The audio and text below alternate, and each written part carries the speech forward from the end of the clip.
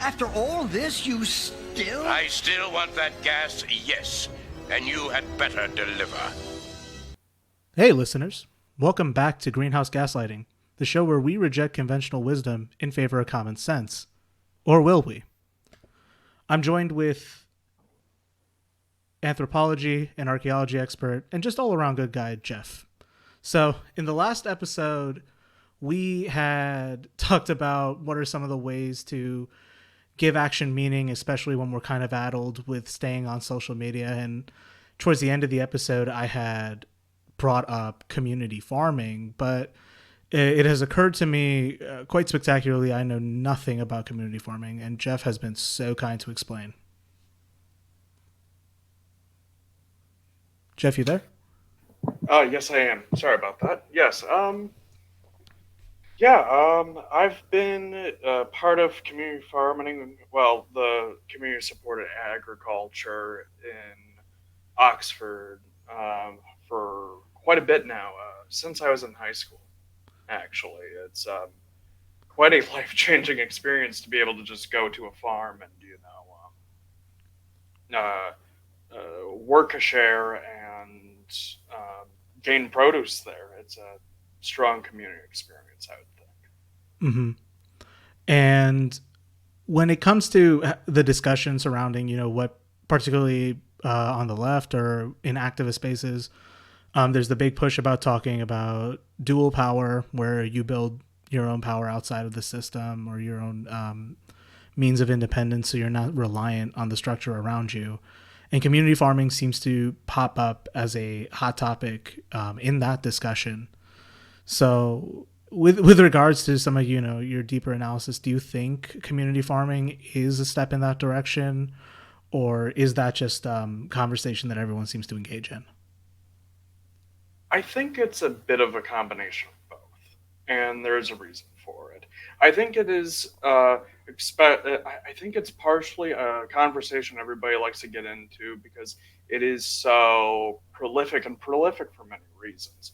You have from the World War I and World War II era, you have victory farms, across the world where it would be like, providing surplus vegetables and produce, other commodities for soldiers in the war. And I think it's just so such a need from different vantage points because community gardening is a massive topic. You can have community gardening where it's the fact where it will be just for beautifying a city, like greening of Detroit, for instance. Mm-hmm. It just has it's so much multifaceted purposes and interests that are outside the traditional system, and yes, very grassroots. I see. I'm not sure how to follow that one up. I mean, you kind of laid that one up pretty nice, but so describe to me like your start with community gardening. What pushed you to it? Was it something that your family did, or was it just something that was available to you growing up? What got you in? Well, I suppose like any circle that you are part of, it's usually family, and it's definitely family for me as well. That got me into it. It is such a help that the farm that I'm near, the nearest closest to, provides that opportunity, and I've been going there since I was a kid, so it's just something that just pulls you in eventually. A lot of people I have met there either has taken their kids to the farm on field trips, through school or what have you. You see, so it's like already a tight knit community. So quite literally, it's in the title, community farming. The community Yes. will pull you in one way or another. Fair enough.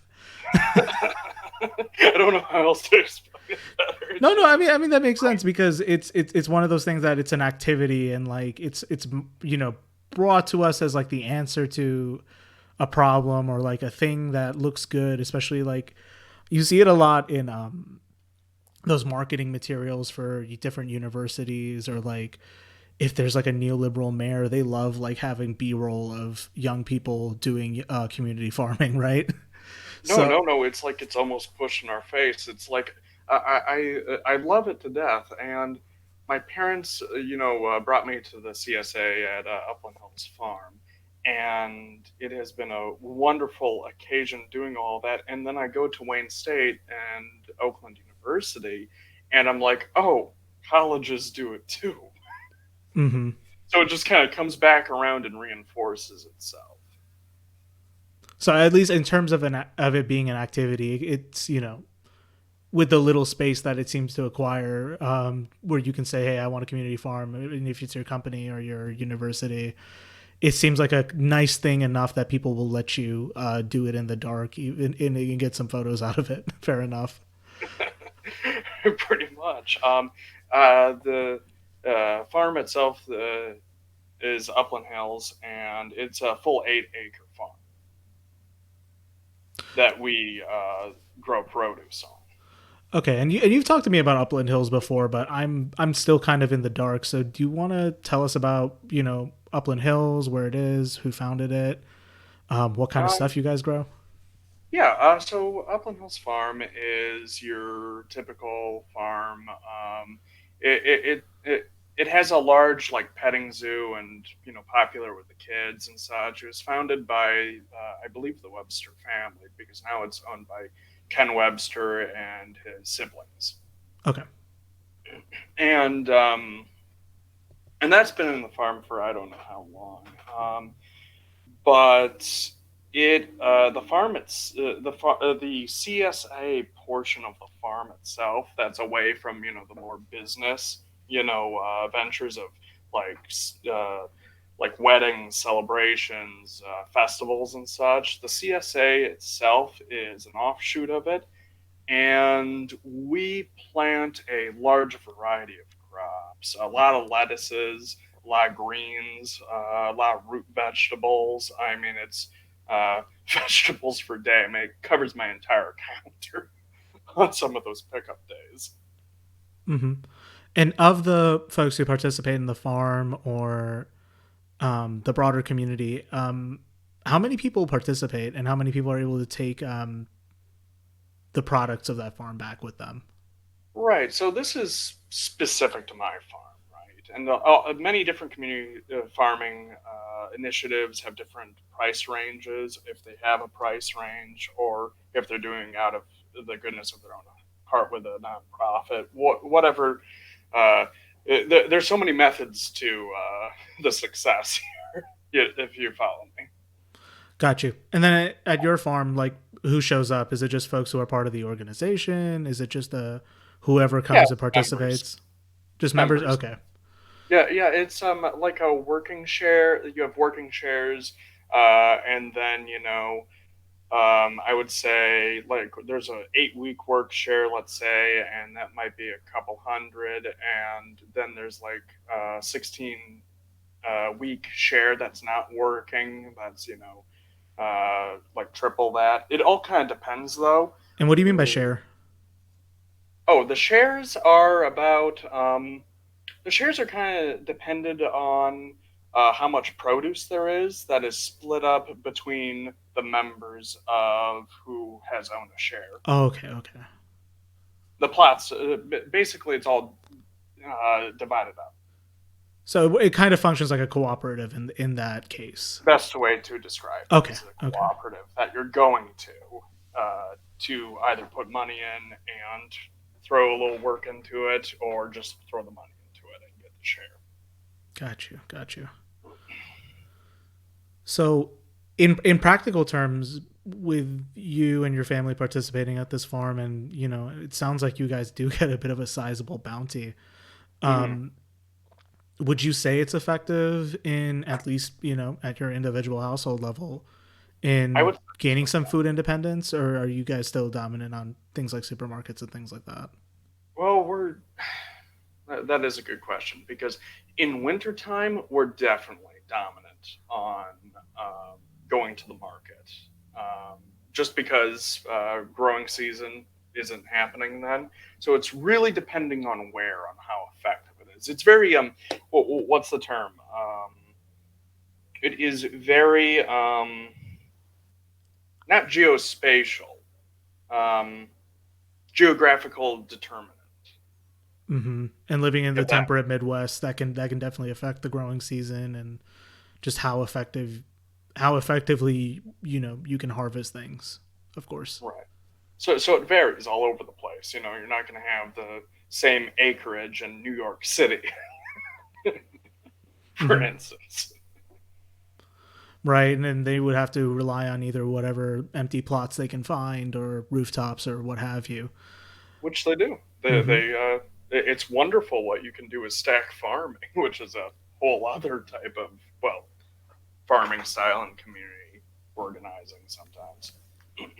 Hmm. So I will admit I'm a bit of a normie when it comes to this discussion, and I do appreciate you having this discussion. So I think the question I was maybe hoping to get into or maybe discuss is, how community farming has kind of become the only avenue by which everyday people really interact with the process of growing their own food or learning how agricultural crops, kind of come into their own. And it just seems apparent that like the average person has no idea where their food actually comes from. It's a kind of set it and forget it situation where you head to the supermarket, you pick it up, you consume, and you're not even obligated to read the the packaging label of what or where it came from. Oh, agreed 100%. What is those large statistics, like 20, 30%, or whatever I'm spitballing here, produce that gets thrown out at the end of the day because, one of the lettuces are wilted or something? It's obscene that they have to stock the shelves so thick when there are people who need that produce. Right, and that also comes up as what ends up getting sold in stores is what's comparatively pretty compared to. I mean, if you've worked with plants before, you'll know that like what you see in the supermarket isn't exactly alike to what you can grow in your own yard. And of the things that do come off of farms, not all of them come off even. Like we think of potatoes as, let's say, perfect little brown ovals, and you come off and they can look pretty monstrous, and that's just standard. You know what I mean? No, I completely understand what you mean. I've had like carrots come out of the ground at Upland Hills Farm, and it's like strange growths, like three-pronged carrots at the end. Things that people just don't regularly pick up in the market. When you think of a carrot, you just think of this, this average out length that they pick through some kind of sorting machine, I'm sure. Um, and it has to be look presentable. It has to look like what's on the package. Hmm. It has to look like what people think a carrot is, even though a carrot doesn't know what it's supposed to look like. Right, and it's strange because it just makes me think on just how much, because we always hear the numbers on how much of these produce is thrown out, but it's just like it's hard to guess the volumes of it if they want some form of exclusivity. Hmm.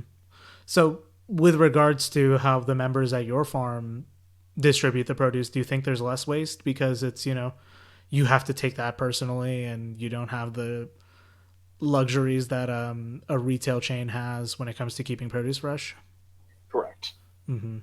And you really start to not mind it. Maybe you might be a little selective here and there because it's kind of first come, first served, but nothing goes to waste in the same sense. There's also a free pick too, which might actually help stores if you think about it. Right, right.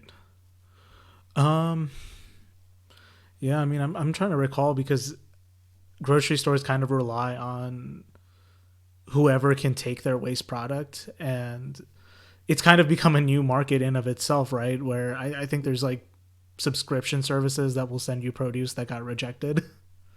So Yep, they I've heard found of a that too. way, yeah, and like I know that at least some stores used to either give those to animal care or food provision centers, things like that, and now they've even found a way to monetize that. So it's interesting how they've managed to bring the market into all of this.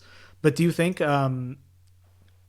the community farm will still continue to be like one of the true commons we can kind of have as a community, or do you see the market finding its way into there?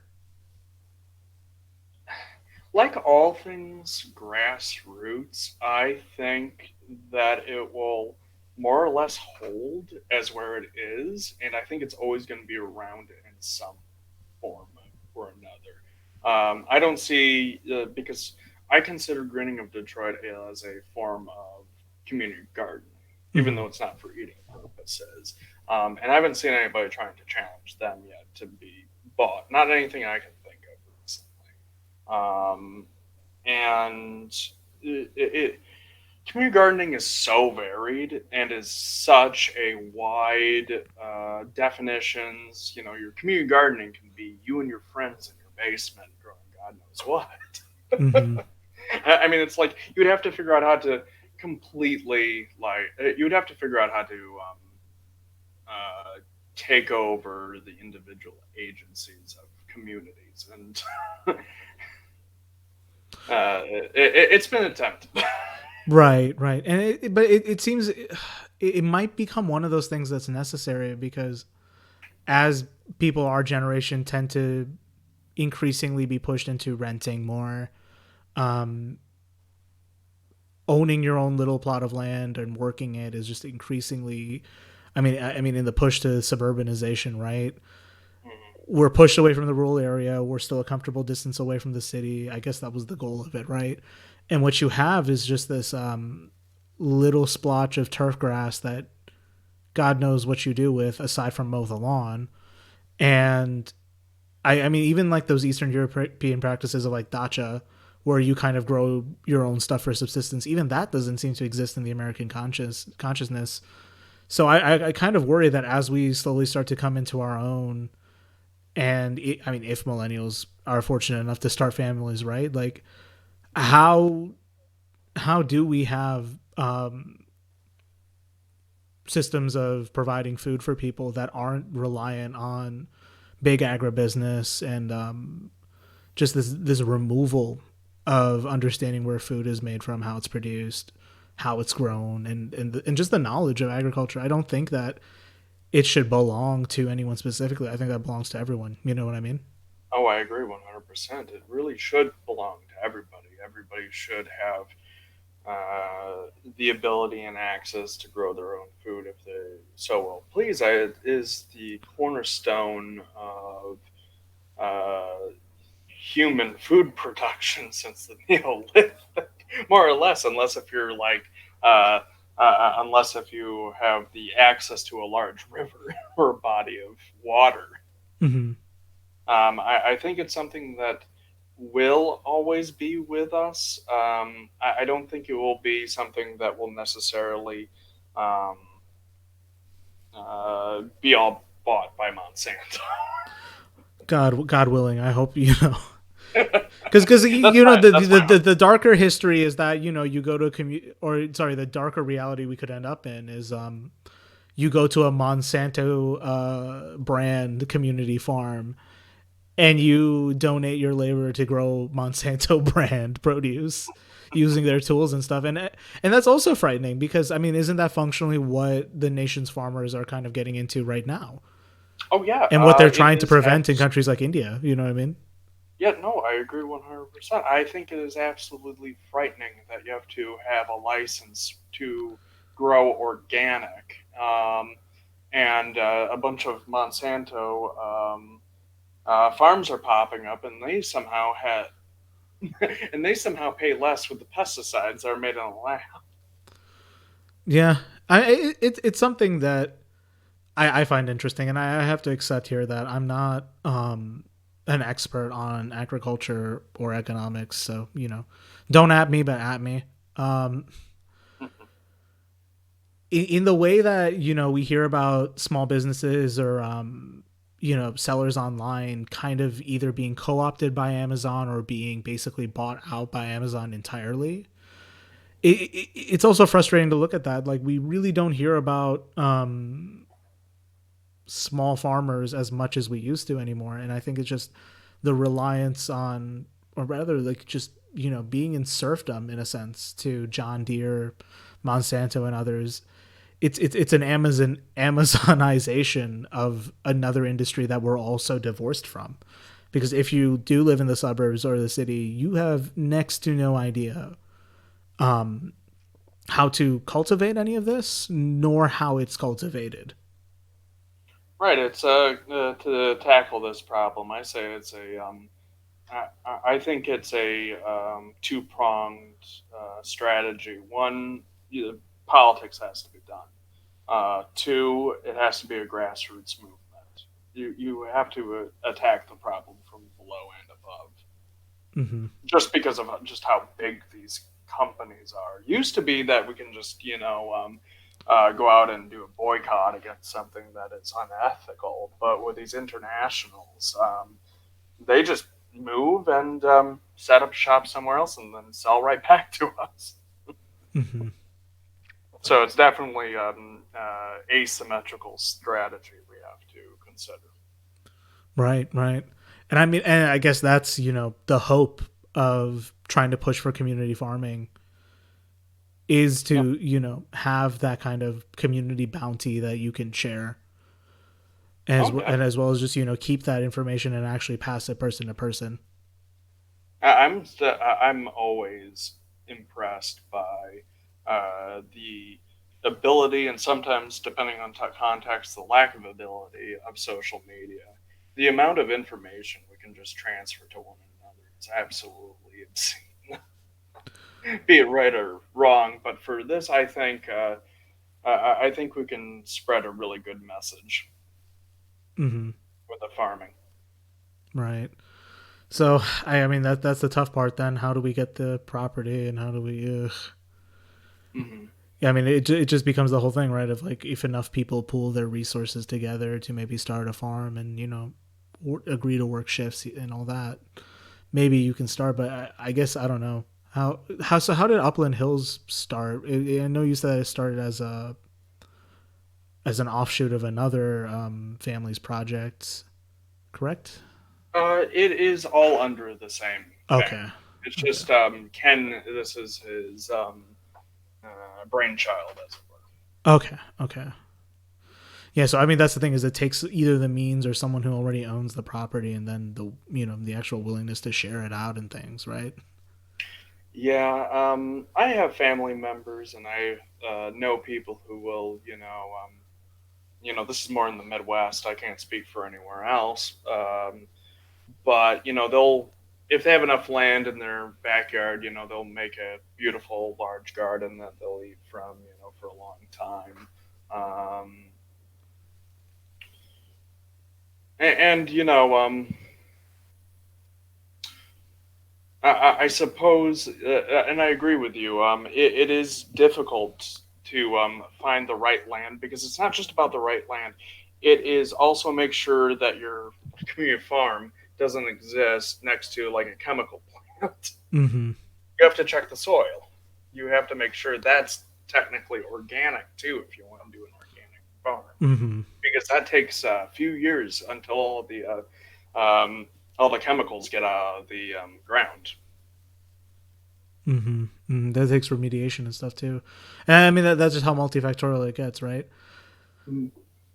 But I don't know because right what's been presented to me and you as young leftists is as oftentimes is like when we see failures of the establishment order or we see especially among the more doom-minded folks we can kind of speak to sometimes, there is this big emphasis on the community farm as like a catch-all solution, and I kind of see where they're going with it, but there seems to be enough alienation in the society in which we live that almost kind of stops that project from going. So let's say, I mean, I don't know. Let's actually talk about our dream project of starting a farm, right? Like, how would we get around that, especially in the kind of alienated and low on resources generation that we're from, right? How would you start?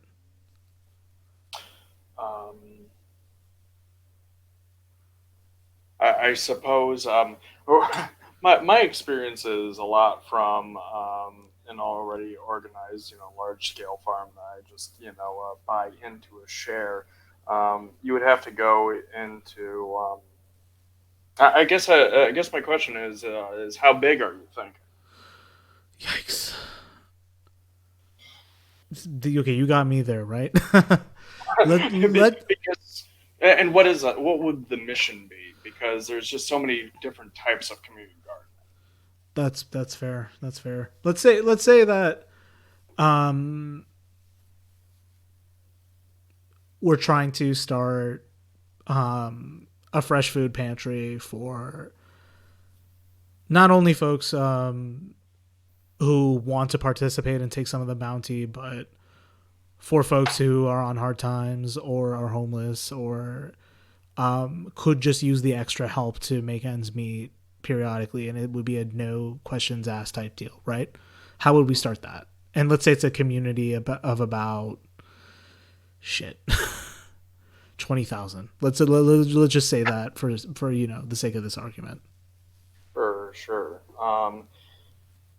If you want to start a farm for about 20,000 people, I would one think that might need a few farms. I always say the best way to do it, especially if you're say in the Detroit area, is to go to the Grace Lee Boggs Foundation Mm-hmm. because they really go hard into how to start up an organization, how to fund said organization, and really provide strong grassroots startup Mm-hmm. ideas. And I recommend this to anybody. Anybody who's listening, there are wonderful services out there Boggs, who can help with grassroots startup, Mm-hmm. and because they know and have all the connections um, to get something rolling. Mm-hmm. My best guess, start small with community gardening. It can be as little as you and your friends, having a little plot of land in your backyard that you put in you know, like how sometimes people will set up one of those uh, refrigerators for the homeless. Mm-hmm. You can definitely do that. You can also get with any already urban, if you're in the urban areas, get involved with any of the urban gardening initiatives, which I have not gotten myself into that as of yet. I've been to their ones in Detroit. No, I'm guilty too. Like I know of one in my community that I could be participating in. I just don't have as much time. But I think that seems to be the other point you're getting at without meaning to is you kind of have to overcome either the conditions preventing you from going or your own personal resistance to it, right? Yes. And I think that that's maybe one of the problems we face in a modern society is that either we really are tired after dealing with our jobs and looking at our darn phones and just seeing what's going on and being like, I don't want to deal with any of this anymore, and someone comes to you and says, hey, you want to work on our community farm, and you think, why would I want to do that? But when we do talk about the fact that this is a rewarding experience and that this is a way to concretely provide for people, even if it doesn't look like much, even though it looks like hard work. It is one of those things that even if the impact seems minimal, it's a concrete benefit no matter how you slice it. So I think that's just the other aspect to to look at is of our principles as leftists or as folks who just want to do well in our communities, right? I think this is at a bare minimum maybe one of the ways you can really say you're doing something positive. And I know that I'm going to, especially as it gets warmer, and as the pandemic lifts, because I don't want to feel people to feel ashamed that like, oh, you're not doing enough. It's a pandemic. It's winter here, especially. And I know people have obligations, but I think in addition to starting that, or starting a little project of your own, you also have to overcome your own resistance to change. Yeah, that's half the battle. um, I have to say that with community gardening, um, every bit of it helps in my mind Hmm. because even with, like, say, beautifying an area, sometimes areas just are filled with blight and rundown bridges and just unsightly concrete hells. Hmm. I Hmm. can think of a few of them actually. What it does for people, commuters especially, just to see a patch of green that's more than just some turf.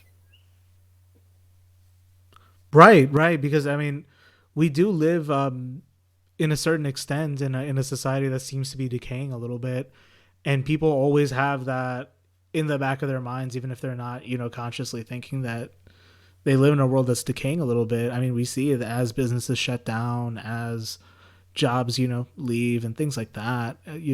The symptoms of neoliberalism that you and I are familiar with. Um, the signs of it are always visible in the back of our mind, and we seem to normalize them as we walk through them day to day. But I think you're right that in reclaiming some of these spaces, not only does the beautification help fight that stigma that we see, but it is a real way of seizing the means, as it were, even if it looks small. Yeah, and it's a lot of work for a community to do. If you really want to get a community involved um, within within community gardening, and you might not have the space to grow the food, beautify the land because by gosh, a lot of these places I've done green Detroit on a couple occasions where you go out and plant trees, and what that does for the community when there's really not much else may seem small to everybody who's just kind of like on their phones, taking life strides at a time, is so rewarding and so grateful to those who are participating in any beautification project, especially when it's grassroots. Hmm. And I mean, and those projects feed into other issues, right? I mean, when we talk about biodiversity and the depletion of native species and invasives and things like that, then community gardening becomes really useful, right? Because not only does it serve as like a new social activity that helps break the alienation we feel day to day, right? It is a literal way to bring back pollinators, bring back some native wildlife, make the area a little more beautiful, and also, protect the local ecosystem. These things have stated value, even if it feels like, the broader picture is that things are a lot worse. Yeah, they totally are. But this is a direct way to combat it, even if it doesn't seem effective. Oh, definitely. The networking, and the friendships, and the community strengthening that goes on with such projects of any community gardening. Because, as I said, there's like dozens of types of community gardenings out there, and that strengthening a bond of the community helps so much because when times get tough, if the community supports one another, it stays strong. Hmm. It stays really strong. So in that sense, the farm itself is kind of a means to an end, right? um, it's not just that we have an activity, or that we're using it to grow the food. It also reinforces itself in that way, just as you mentioned that you get sucked into it one way into another, same way it sucks you back into it. Right, right. Everybody has these kind of things. Either it be your church community or community gardening or heck, even the union. Right, right, which is eventually what we want folks to get back into, right? Right. But I mean, what are we speaking of? We're speaking of trade unions and co-ops, I mainly. mean, effectively speaking, yeah. And I think, if it's one way to, because what seems to characterize folks these days in terms of their relationship to the economy is far less than producing things, which is what you do when you farm, right? Is you are actually producing a commodity. But most people's relationship to not only food but to uh, resources and goods is consumption. Yeah. So I mean, kind of how we've talked about how, and I apologize for how disorganized this discussion might have been, but It's we're perfect. spitballing after last week. I kind of just wanted to have a relaxed conversation, right? Um, but yeah, so in the same way that a lot of folks don't seem to know about where their food comes from, I mean, this applies to all manner of consumer goods at that point, right? Well, we do live in a consumer culture, and Absolutely. very unfortunate in my mind because it is so fleeting. Hmm. Every moment you buy something, that's kind of the end of it until you show it for a conversational piece in your Right, right. And I mean, it's to the point where like going to the store is the fun thing to do sometimes, right? Especially in the pandemic. Sometimes, folks were just going to the store because it was the only fun thing to do. I don't blame them entirely, but you could have gone for a walk in the park too, right? life. Uh, The malls are packed, especially Great Lakes Crossing. right, right. No, and it's starting to become like apparent that you know the amount of social places or things that people can go just to have fun for its own sake, it's starting to reduce somewhat, and we're kind of getting pushed into um, you go to work and then you go to consume. And I think the community farm probably is the jolt of reality a lot of people need, even if it's not directly political, or even if we're not reading Marx and Bakunin as we farm, right? Right. You start to get intimately acquainted with the idea of labor and the idea of sharing the produced goods with your community. So I think it's essential in that regard, right? Oh, I agree 100%. I find the alienating effects of consumer culture is, I think it's completely understated in this country. I think it is almost heartbreaking. Um, and I say that because when my grandfather came here into this country from Macedonia in 1918, he had a community after coming off of Ellis Island. Macedonians the Macedonians brought him to Detroit, and these tight knit communities from Europe, they helped and supported each other Mm-hmm. in times of great strife, and led to success as well, because this is right up during the recession. Mm-hmm. And during the recession, a lot of people fell to community and family ties, like fell into working together. Mm-hmm. And I see it as a very strong possibility for here too. Right, right. And I think that's just the reality of it, that you have to build solidarity. You have to be together with people in times of crisis. It's not enough to just have this increased individualized culture that we're having in the United States, where I got mine and I don't care what happens to anyone else. I think there needs to be an increased sense of sharing, sportsmanship, um, being concerned for the well-being of others. I don't think those should be seen as weaknesses or things, or also as a luxury. I don't think that that's something that you should only do after taking care of yourself. That's one of those things that it should it shouldn't be a cost. You know what I mean? Whether you survive or whether someone else survives, that's a false choice. Everyone should. You know what I mean? Definitely. No, I agree. And it seems very antithetical to what I've been raised on, and what the country is portrayed. But we believe that this country is for the hardworking class, the solidarity and support we give one another. And But it's Well, that's actually left. Not only like the public identity, but like in the images of Americana, or when you talk about conservative rhetoric, right?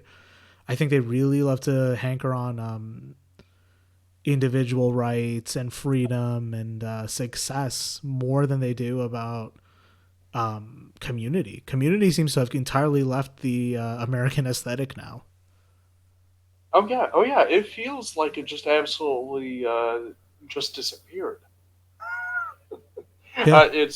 It's unfortunate um, because I'm recalling, either movies and movies had could come out of can also come out of a left bias too. But to me, it has always been in the 60s and 50s, especially during the Cold War, about how to fight for your unity. And, there was a lot more community basis then. Right. I mean, we also had a little bit more of a militant union movement and groups that actually push some of that hegemonic control, but that's kind of been neutered lately. Yeah, it's unfortunate. Right. But I think the goal still remains the same, that what seems to be lacking, not only in the discourse, I say in scare quotes, but when everyone says they're part of the left, or that they get prescriptions for how the left should act, or however it is, right? Very little is given in the way of actual community oriented approaches, or solidarity, or even the dimension of caring about people. I think that gets left on the table a lot, and I think that's a selling point to actually get people on board, right? Oh yeah, I think it is. I think I feel like solidarity and working with each other. I mean, that is exactly what made the Black Panthers so successful. And why it was so urgent to break them up, right? Uh, I mean, a lot of reasons why it has been left on the table, and I may, be out of my mind for saying this for some, but we got defeated hard. We got beaten by Reagan pretty badly. Mm-hmm. And I think there's that stigma of, you know, I hear murmurs of it here and there of like, well, I agree with, socialist values, but I don't think we can ever get it across the board. Yeah, and I think we're not trying to bring back an aesthetic of socialism, or a certain socialist politician's dreams per se, right? What we're really talking about is either top down trying to create the affect of a community that cares about one another, or having a society that seems to live up to that. That's really what the goal of this is to me. Definitely. Yeah, so I mean, I guess we started with community farms, but I guess what we really ended up with is any action you take, even if it seems like it's local, or even if it seems that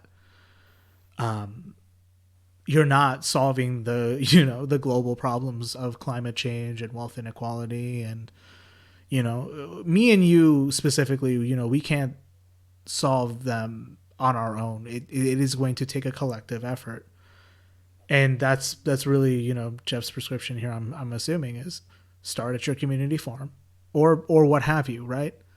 But that little act of working in the community is your first step to that. And it is such a thing to be proud of. Mm-hmm. It really is. I think people really underestimate what that does for your personal well being, your mental well being, and the community's well being. Because because I'm the type who always like kicks his feet around and goes, I really don't want to go to X event today, but when I'm there, I actually enjoy it. Mm-hmm. And I think a lot of people are in that boat where it's just kind of like, oh, this was a little bit more fun than I thought. Mm-hmm. Well, that's reassuring. Yeah. All right. Well, we're approaching about the top of the hour. Jeff, anything you want to end on, or anything you want to plug? Well, hopefully this pandemic lets off soon, and also, Amen. uh, just another thing. We were able to do the community garden during. Oh. Um, yeah, we were. Unfortunately, that also does take into account with how big your garden is, Mm, because social distancing can be a difficulty. that's true. And I mean, you can assume everyone's masked up and that could help, but I don't know. I get suspicious about folks who say keep a mask on and social distance, but a lot of times, especially like in stores and stuff, it's impossible to social distance. How do you do that? So No, no, the mask is the single most effective thing you have, unfortunately. yeah, yeah. But when you have enough land for a large farm, and as I said before, get involved with a nearby farm that's doing a CSA. Um, they can definitely provide the means for social distancing in this time. Another thing I would like to say: everybody be safe. Uh, the vaccines are going to be coming out at some time. Yeah, as soon as that happens, I'm gonna take it injected myself, and then I'm gonna go community farm with you. Definitely. Um, and well, I guess I'll just say what I'm doing. I'm with the Buck Dinner, which has been around since the 1920s, and we are a uh, decently sized organization in the Metro Detroit area. And what we do each year around March is host a dinner. Obviously, we can't host the dinner in person during the pandemic, but we raise money for local nonprofits and startups throughout the country, but mainly focusing on the Metro Detroit area. Yeah, you can definitely check them out at their website or looking them up. Yep, They're on, buckdinner.org. absolutely. All right. Thanks again for tuning in, listeners. You can check us out on Twitter at PodGreenhouse or Greenhouse Gaslighting on Facebook. Subscribe to us on YouTube. We are now on a bunch of streaming platforms, so you can find us on your favorite platforms. Generally, I'm guessing folks will be on Spotify or Stitcher, but we're also on the iTunes Store. So thanks for tuning in again. Stay safe.